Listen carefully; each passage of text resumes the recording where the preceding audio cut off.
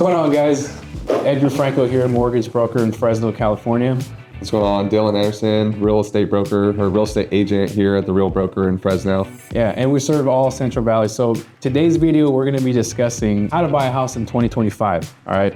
So it's not rocket science, guys, but we're gonna walk you through the steps because some people are scared to even get started just because they don't know what to expect. But we're gonna walk you through very quickly 5 key steps that we know to be true to get into a house, whether it's your first one, second one, maybe your first investment, but just follow along and we'll breeze through this really quick. So number 1, make sure you get pre-approved. You gotta talk to a mortgage broker, your bank, find out where you stand. And it's very simple. We just look at your credit, find out what you're earning as far as like your gross income. If you're self-employed, depending on how many years you've been in business, we might need only 1 year tax returns or 2. But ultimately, we're just gonna find out where you are, where you wanna be, as far as payment, down payment, all that stuff. So doesn't take long. Usually a consultation on the phone, 15 minutes, we'll find out where you're at. And that's step 1, because once you get pre-approved, you're free to shop, which brings us to step 2. Boom, finding a trusted real estate agent. Yeah, so this is a big part, and a big reason why this is important because there's so many agents within every single MLS, so who you work with really matters, right? So out of 5,000 agents here, only about 200 of them sell more than 5 houses a year. So it's a big lump sum of be careful, tread lightly. And then another thing too is sometimes you don't really know who you're working with until you get into a bad predicament, right? So it's like the same thing as if you're in the courtroom and your lawyer doesn't show up, or he's wearing pants down past his, his ankles, really baggy, different things like that. You just got to be careful and know who you're working with. So check out their reviews, see if anyone else has had experiences with them. If they have an Instagram or any sort of business profiles, read through those carefully too, see what other people are saying about them. If you're having a hard time finding them on the internet, that might just be a telltale sign already that either they're not doing enough business or they're scared to put themselves out there because of what people may say. And this isn't to badmouth anybody, it's just really to make sure that you're being fully aware of who you're working with when you go out there and choose. Yeah, and what I'm showing you right now, go on Zillow, find an agent, type in Dylan Anderson's name. You're gonna see all the 5-star reviews he has and what his clients have to say about him. I've worked with him and I can tell you, like, he's for sure one of the best out there. So you definitely wanna make sure, like you said, do your research as far as who you work with. That's pretty much step 2. And then once you find your agent, you're then gonna be view homes and submit offers. Okay, this one's fun. And so just kind of touching back to the pre-approval, even if you're thinking about buying a house 12 months from now, don't be scared to talk with a lender. A lot of people, what I feel like is they have this sense that they're going to talk to a lender and their credit score is going to shoot down 100 points. Really a big part of this is just strategizing a game plan, right? So like, don't come to this like you have to be ready to buy a house today. We want to educate you and make sure that you know the process so that way you feel well informed to make the best decision for you and your family, right? So when we are viewing homes and submitting offers, a big part of that is the pre-approval process, and not just with the lender, also talking to your agent, right? So don't be afraid to give us information that may seem like a little bit more private. We want to know what your situation is so we can find the best suitable home for you, whether that's,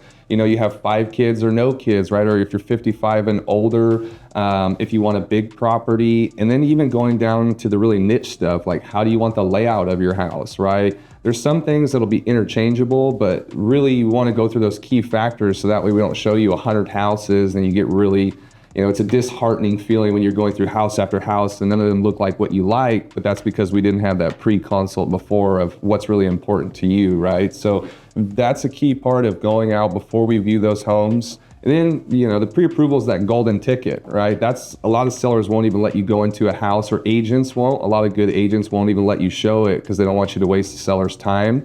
And then submitting an offer, this is a big part, right? So obviously going back to the pre-approval, that's going to be your purchasing power. It's going to let you know how much you're able to buy with that. And then getting strategic, right? So talking with the listing agent, seeing what not only your needs are, but then the seller's needs. Are they moving somewhere, right? Do they need a little bit more time after the sale to use those funds to buy a rental truck to move, or a pod company? These are all key factors aside from just how much money you can give that can make your offer stronger and make you stand out. Yeah. So And also too, one thing that Dylan was touching on is just making sure you know what you're wanting to get into, because the last thing we want is one of our clients saying that they have some buyer's remorse. Yeah. Oh, I didn't know the neighborhood was filled with, who knows, like people who like to party till 2 a.m. Yeah, the garage is open at 3 a.m. and someone's playing rock music and smoking cigarettes and working on a Harley and revving the engine. Call it whatever you want, but whatever you don't like, right? Yeah. So what we're just wanting to make sure that when you go to sleep at night, you're not laying there and you're like, I hate Edgar and Dylan.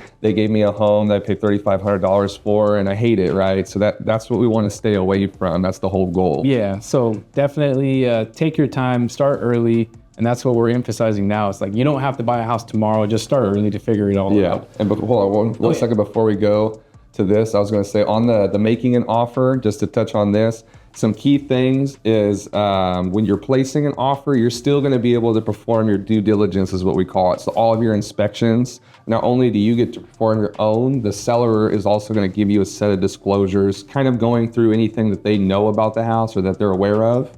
So these are things that we're going to find out through the process before we actually complete the purchase. Have an ability to renegotiate if there's any repairs that come up or something that doesn't sit right, health and safety hazards, right? Those are a big one. So that's all through your contingency periods of getting those inspections done and confirming all of your financing, making sure everything's good to go before we complete that process. And lastly, a key one is the appraisal, right? So we're always going to get an appraisal done depending on how much you're putting down or if you're buying cash. Those are key factors that are going to all go into the offer making process. Let's see, and then the next step 4, get your offer accepted. Yeah. So when you find the right agent and you get pre-approved and you negotiate a good deal that everyone ends up winning on, right?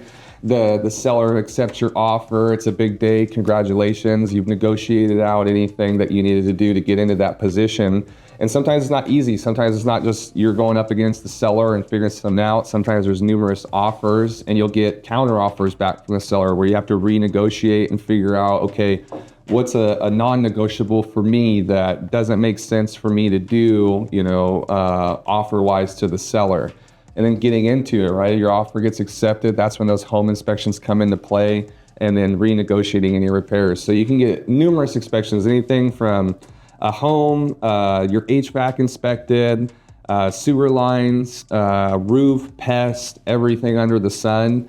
And then once those reports come back, that's when you have that opportunity to renegotiate with the seller. And if for some reason you guys can't come to terms, you can always back out of that deal and move on to something else, right? So that's your opportunity window. Yeah, it's like test driving a car. Yeah. Making sure it's good. Yeah, sometimes, you go to the lot and they give you 100 miles or something. You could take it back or something like 30 days. Yeah. You don't necessarily get to purchase the house, but we get to figure out everything about it with a fine comb, go over it and see what's going on. And then towards the end, getting ready to close, removing contingencies. Yeah, it's a good time. So after we've gone through all of our inspections, we've wrapped up everything with the lender, made sure that the loan looks good to go. There's nothing else that we need to submit before we get that final approval. We go and we schedule a final walkthrough. That's just to go through, check out the house one more time, make sure it's in the same condition that it was when we first went through. We confirm that any of the repairs that we negotiated have been completed, or if we've gotten any credits back or price reduction, we make sure all that paperwork has been submitted. So that way the lender can do their job on finalizing the loan and closing this out. Yeah.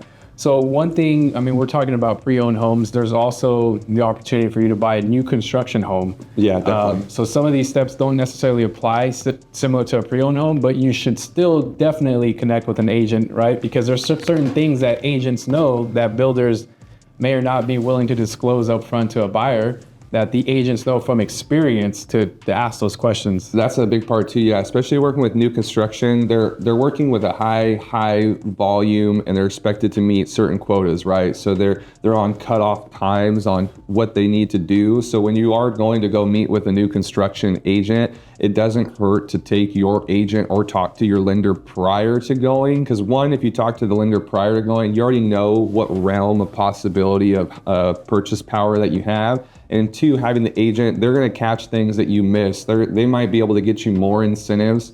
I've had numerous situations myself, where I get more incentives for my clients. I have other agents in my office, same situation.